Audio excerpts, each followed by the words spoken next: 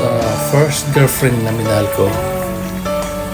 And sa sobrang sakit, naisip ko, I'll make a song out of this. Feeling na nararamdaman ko.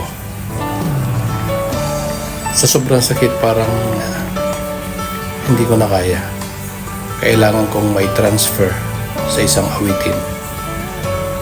Kung hindi, baka kung ano ang mangyari sa akin. So, love further to. Itong awiting ito, sana'y magustuhan nyo.